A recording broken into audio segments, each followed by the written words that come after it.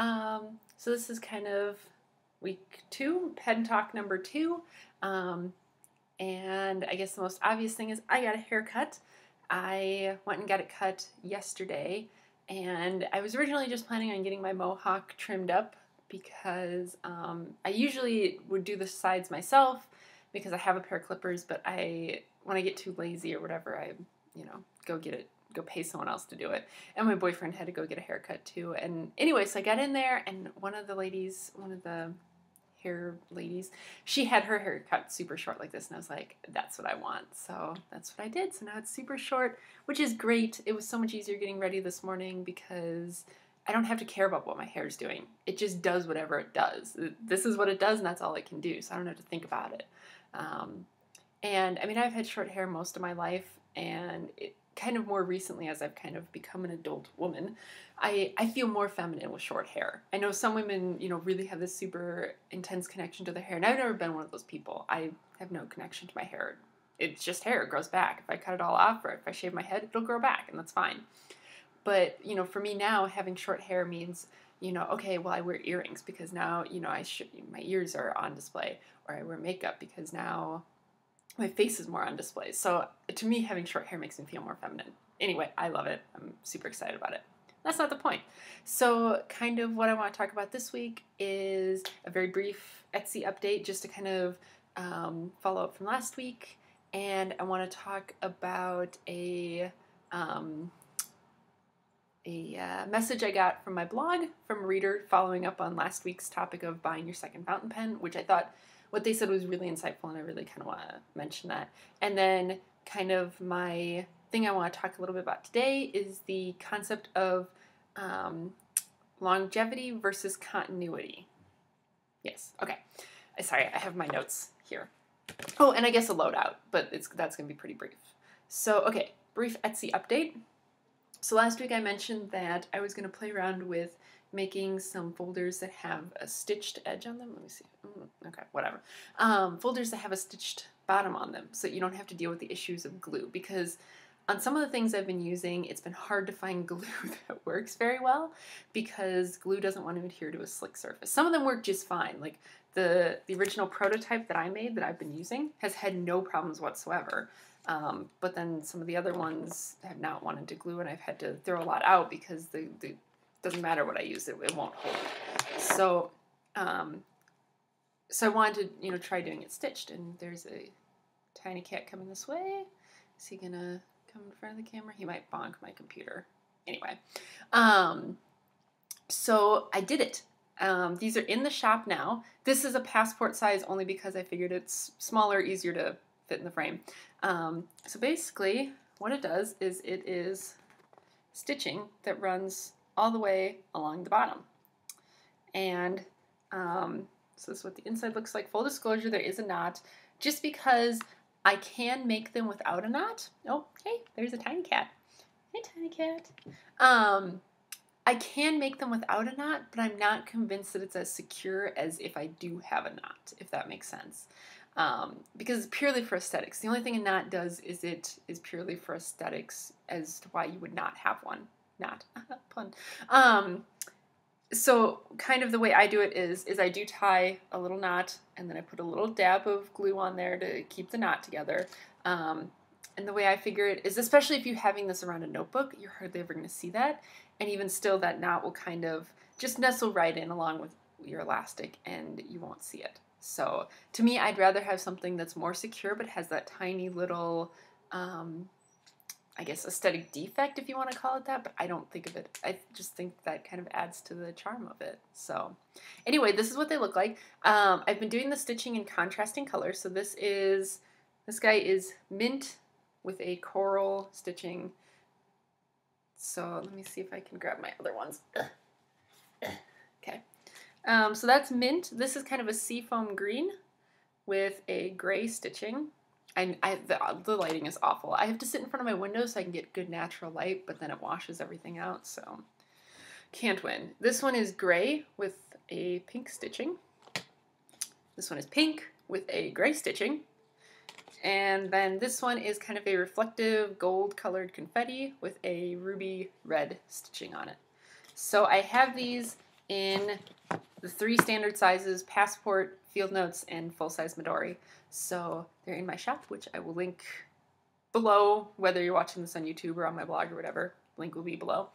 And I have a lot of other ones that I'm going to be folderizing, putting together at the latest next weekend. So expect to see a lot more of this style, and I'm super excited about them. So that's that. Brief Etsy update. Okay, so now loadout. Let's do loadout first. I said last week that I thought things were going to change. I don't think they did. I kind of decided I was going to stick with the field notes that I was using and just fill it up instead of switching over to a different notebook with different paper. I do this all the time where I'm like, oh, I gotta have better paper, but I love field notes. I have this weird visceral attraction to field notes, and so I'm just gonna keep using it. I'm gonna fill it up, and if that means that I have to use a gel pen in it instead of a fountain pen, then that's just how it's gonna be. So that's not gonna change. My weekly little planner hasn't changed. I'm still using the Craft and Lore cover, which I will get reviewed soon. The bag hasn't changed, although I mentioned last week that I was kind of looking for a leather bag, and I have ordered one. I decided not to go with Saddleback. It's mostly just a personal thing. I've kind of been doing some reading. Whoever suggested that Facebook group, thank you. I've been checking them out, and I really appreciate that link. I forget your name, but thank you. But anyway, I've been kind of doing some reading about Saddleback, and I don't know, to me it seems like if I would have gotten one 5 years ago, it would have been a really quality, great product, but I kind of don't like the direction that they've headed in. And I've seen some pictures of people who have, really, not even had their Saddleback leather bags for that long, and they start to get wrinkly, and to me it doesn't look like this, is nicely worn. It looks like this was a poor quality product. But I don't know. That's just my opinion. I don't have a problem with Saddleback leather. I think if you like it, great. And like I said, they have that tote bag that I love. I love the way that looks, and I can't find another bag that looks like that. But I decided to go with something different. It's in the mail right now. It's somewhere between Denver, Colorado, and Wisconsin, where I am. So the postal website says that it should be here Thursday, so fingers crossed. I'll do an unboxing video when I get it. So Thursday, Friday, whenever it is that I get it, I will do an unboxing video and let y'all know what I got. But I'm pretty excited about it. So that is that. I do think I'm going to change out the Pilot Juice that I have in my Tactile Turn. And I'm going to be swapping out the ink in my Vista, probably for, I don't know, purple maybe? I'm feeling purple. Yeah, I think purple. And I'm going to bring the Kaweco All Sport back into rotation. This has a dark brown ink in it, just to kind of give it a workout, because it was sitting unused in my man friend's bag because he was borrowing it and then not using it. So I'm going to make sure it gets used. So that's for the loadout. Pretty brief. Not much has changed. I'm hoping by next week, well, I'll for sure have a new bag. And I will probably once I empty out the 2 pens, after I refill these 2 pens, I'll take them out of rotation and put my Vanishing Point back in rotation. But we'll see. Okay, so follow-up from last week. So I want to say it's Lois, Lois. Hopefully that's Lois. I'm awful with names. Anyway, Lois sent me a message through my blog. By the way, I just added a contact page on my blog, so if you're watching this on the blog, it should be up. Oh no, wrong way. That away, right up there in the corner. It should be up there. Feel free to send me messages through the blog on that. It's none of your information gets shared with anyone, so that's a great way. If you have something you wanted to, comment on, but it's not necessarily something you wanted to put in, as a comment on the blog post or anything. But yeah, feel free to say howdy.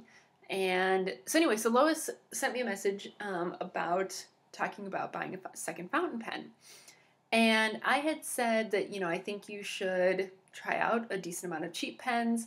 And then once you kind of decide what you want, then you can go ahead and kind of, work towards a more expensive fountain pen. So the comment was, why is it always assumed that someone's going to get a more expensive fountain pen? We kind of assume that, okay, you've tried some cheap fountain pens, you've tried a Safari, you've tried a whatever, a TWSBI, whatever, you've kind of hit the different price points up to the kind of that $100 range, and then it's assumed that, okay, at some point you're going to want an expensive pen. At some point you're going to want a Mont Blanc 149 or an Acaia or trying to think of what the other expensive, those are the two that were mentioned. I'm trying to think of what the other really expensive ones are, but you know what I mean. You're going to want like a $500 plus pen. And that's not true for everyone. What if you say, okay, I really like the Safari and I want to catch them all. I want one in every color. Or you say, I really like the TWSBI VAC 700. I want all the colors. Or I want a complete nib set. I want one body, all the nibs, so I can swap them out. Or you say, I want the most cute kawaii, whatever, that Japanese kind of cutesy thing. I want all those fountain pens. Or I want whatever.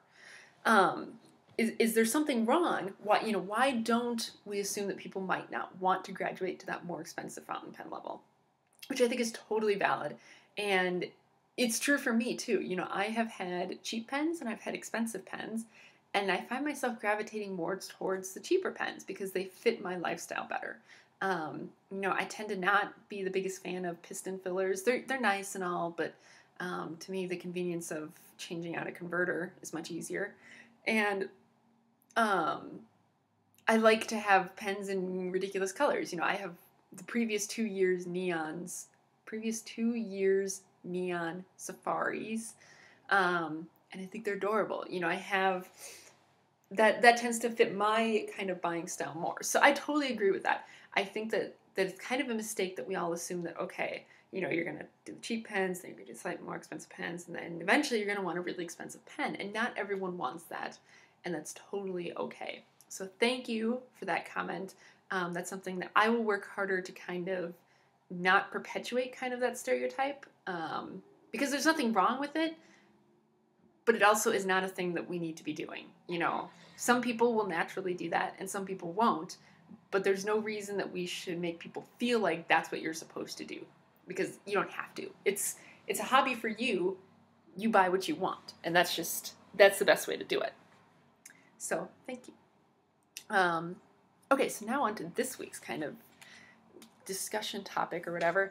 And this is not something, I have some notes. You can see here I have some notes written out, but I haven't really, I kind of just took some notes that I would have some things to reference to. So this is kind of improvisational as I go along. So the topic for this week I want to talk about is longevity versus continuity. And this is something that comes to play both in fountain pens, and also when I was doing a bunch of research trying to find the bag that I wanted to buy, a nice leather bag. This also came into play. So longevity versus continuity. So I looked up the definitions for both of these words, and I took kind of like the main definition. So longevity is the fact of living for many years, and continuity is a continuous quality. So to me, those are different things. Those are very different things. So longevity is like saying,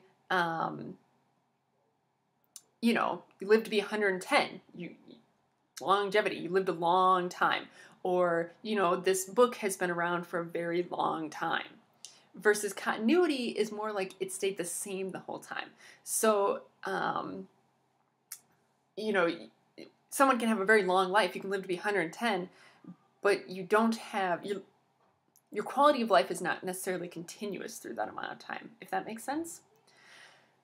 Anyway, so I kind of wrote down, okay, how can you have longevity without continuity, and how can you have continuity without longevity? And I try to relate it to both bags and pens, because I feel like those two things go hand in hand. Kind of people who like good, nice pens like nice bags. They like nice things in general. So we kind of tend to gravitate towards similar things that we're looking at.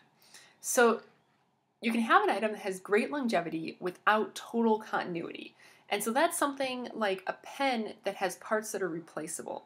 So something like my Allsport, which is sitting right here, right? So this pen can have longevity, I could say replace the nib on it. I could, say, okay, this nib doesn't really work for me. I want to get a different nib.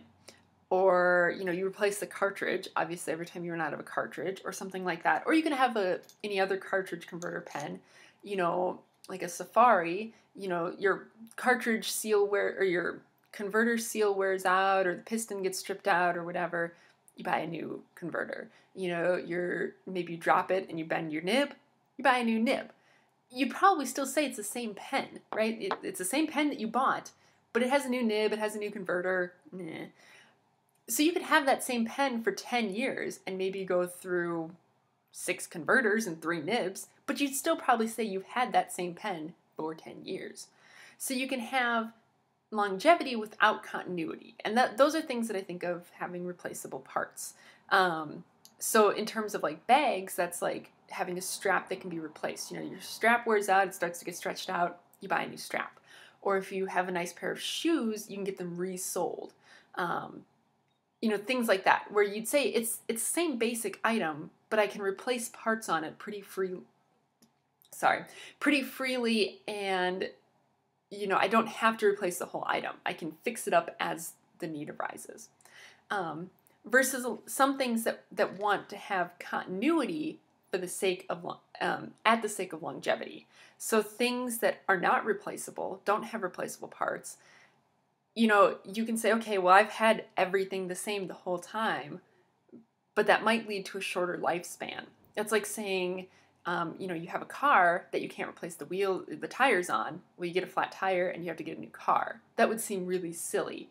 So that's anything that's not user serviceable to me, kind of has continuity and longevity suffers, if that makes sense. I think a lot of more expensive items tend to be like that. Things like Mont Blancs and Viscontis and things like that. You have to send it off to get it fixed. Hi, Fat Cat. You gonna jump up here? Hi. Hello there. This is a Fat Cat. Hi, Fat Cat. Oh, hi. Anyway, so you can have things like that. Hi.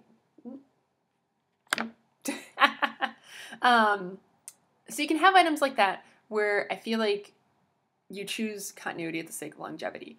And it was actually interesting. I saw a thread on Fountain Pen Network, and if I can find it, I will link it below. I'll link it below. But it was a thread about what's your next 50-year pen. And basically it was someone saying, okay, there's all these vintage pens that have been around for a long time. So if you were to buy a pen like that now that you were to use for the next 50 years, what would it be? It was very interesting to read because a lot of people were saying, I would choose a cartridge converter pen over like a piston filling pen or a vacuum filling pen or some kind of fancy thing like that. Because things that are user serviceable, have replaceable parts, tend to be the things that last the longest. You look at pens that people, it was their parents' pen and now they have it. A lot of times those pens are cartridge converter pens, or things that get passed down tend to be things that have replaceable parts. So yeah, I guess that's just kind of something I wanted to get people's thoughts on, see what people, if that's something other people agree about or not. And yeah, sorry, the cat is totally throwing off my train of thought. Anyway, so that's something I just would love to hear other people's thoughts on. Do you favor continuity over longevity, or do you favor longevity over continuity? And, obviously there's a sweet spot where you can kind of have both. Which I think a lot of us kind of tend to gravitate towards that when we buy something that we want to last. We kind of, just naturally think of those types of things. Can I replace things that wear out and things like that?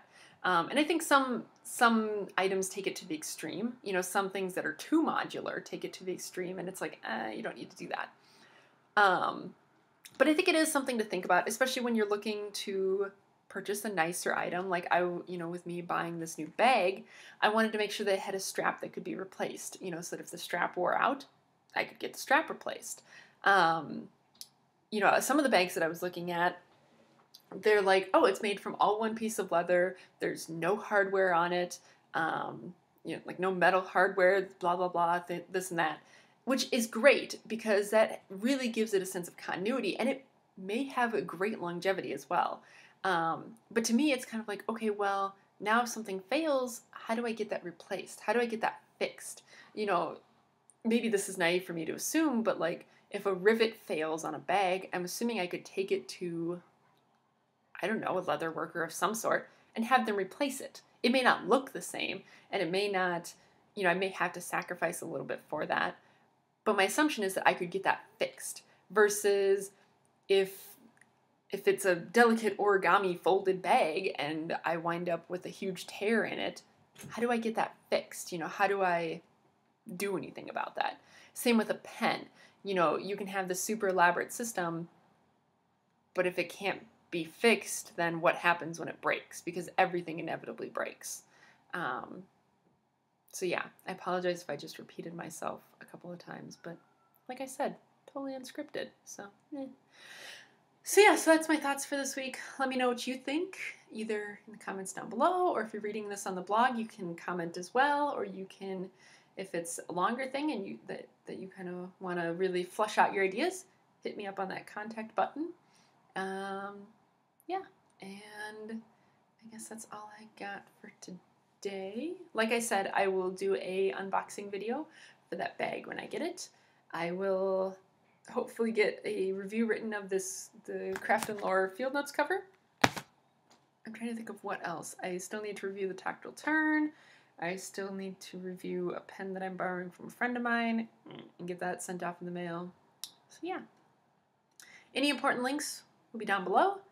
And I guess I will see you guys next week. Bye!